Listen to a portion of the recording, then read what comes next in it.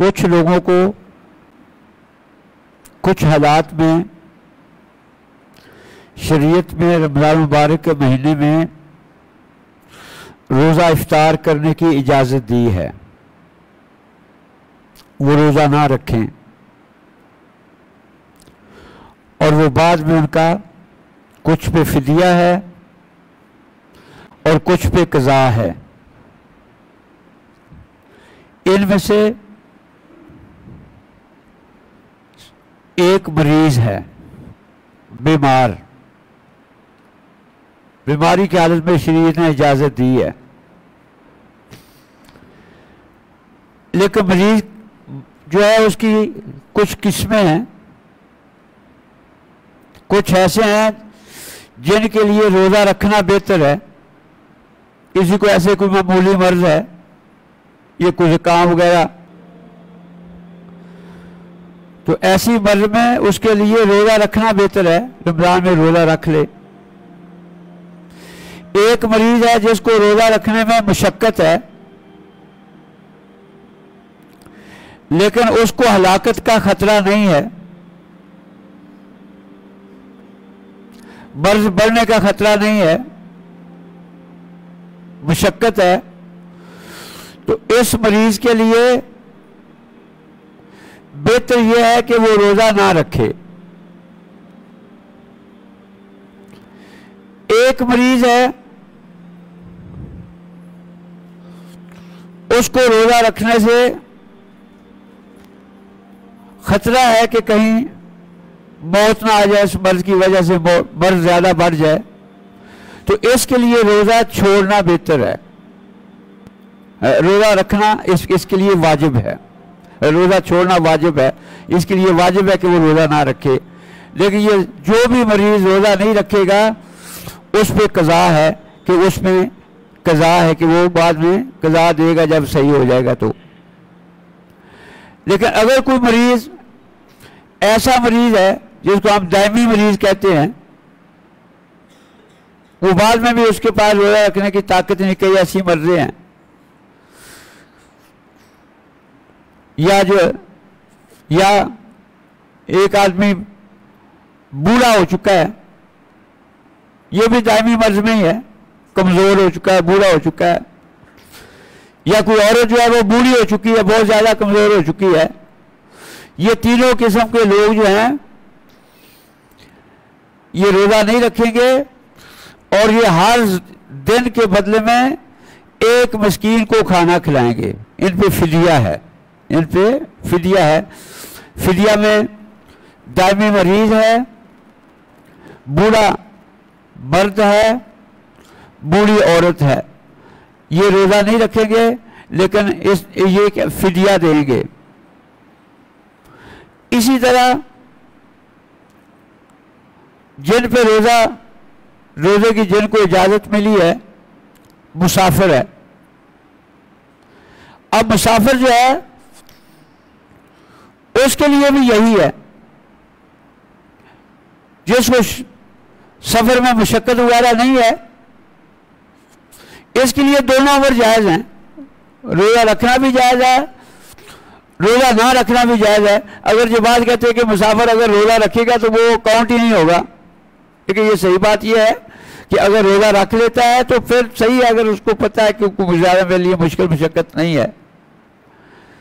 लेकिन अगर कोई सफ़र में कोई मशक्कत है, या वो सफ़र वो जो है वो किसी खैर के काम में वो रोज़ा रुकावट आता है, या उसको इतनी मशक्कत है कि ज़रर का खतरा है, हलाकत का खतरा है, तो फिर इस मुसाफिर के लिए जो है वो रोज़ा छोड़ना ज़रूरी है। इसी तरह हाइज़ है, हैज़ की हालत में, अब इसके लिए इफ्तारी वाजिब है।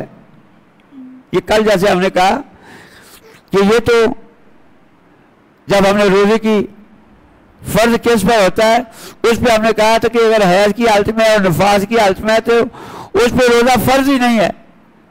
तो अब इसके लिए जायज़ ही नहीं कि ये रोज़ा रखे, हैज की हालत में है या नफास की हालत में है, तो इस हालत में उसके लिए रोज़ा रखना जायज़ ही नहीं है। रोज़ा इब्तिदा से वो नहीं रखेगी। اور اس پہ بھی قضا ہے۔ اب دو اور قسم کے عورتیں ہیں، ایک دودھ پلانے والی ہے اور ایک حاملہ ہے۔ اگر وہ سمجھتی ہیں کہ ہمارے روزہ رکھنے سے بچے کا نقصان ہے، کمزوری کا نقصان ہے، خطرہ ہے کمزوری کا، تو یہ بھی جو ہے یہ روزہ نہیں رکھیں گی،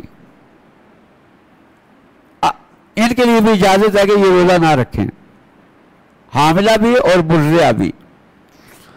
اگر ضرر ہے، سمجھتی ہیں کہ بچے کے لیے ضرر ہوگا، دودھ کم ہو جائے گا یا روزہ رکھنے سے کمزوری ہوگی، بچے کو خطرہ ہے، اب ان پہ کیا ہے؟ ان پہ علماء کا اختلاف ہے۔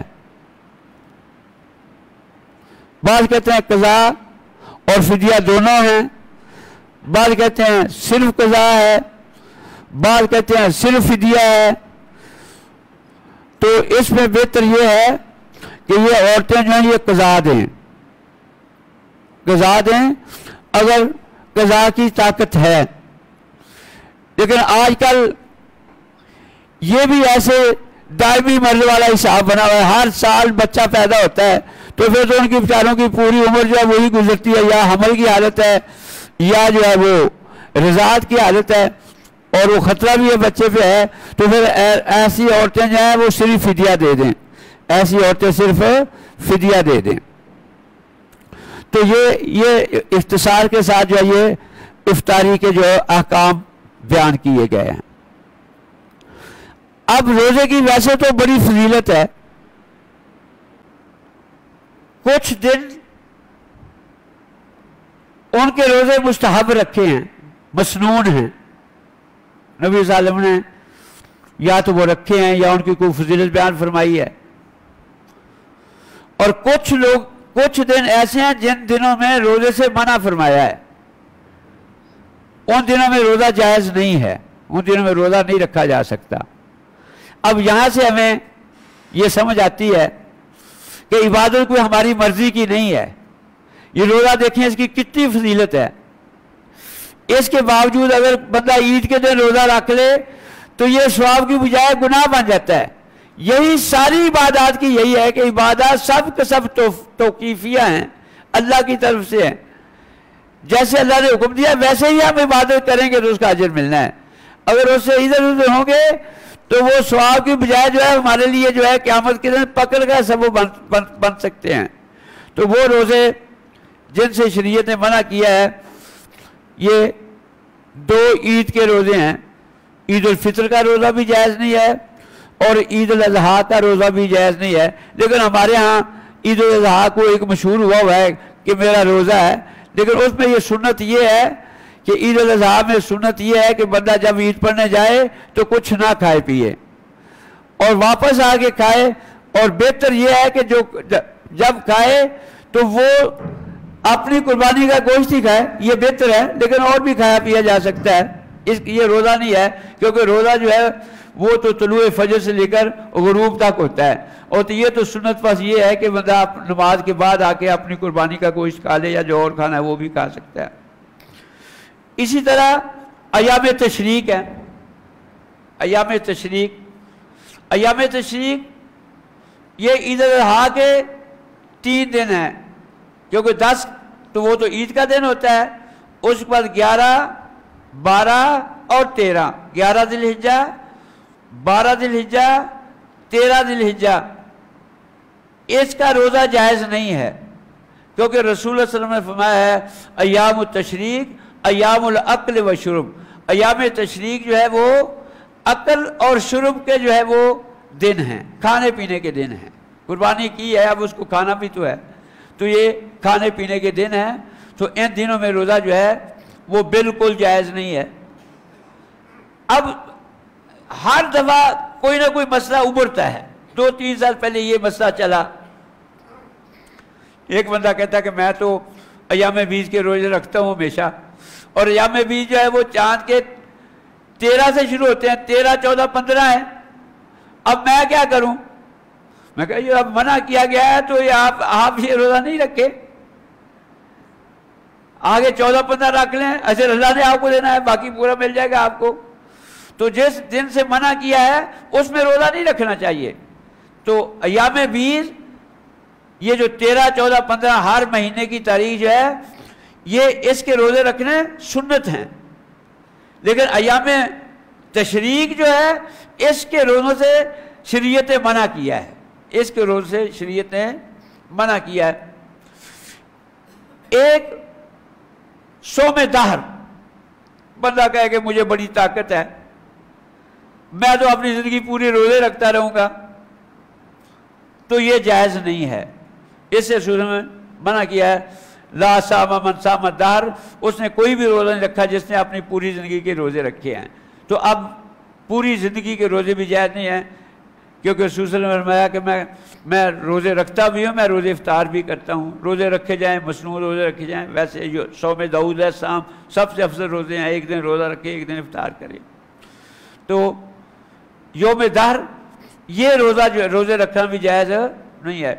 ایک ہے صوم وصال، باقی عبادات جو ہیں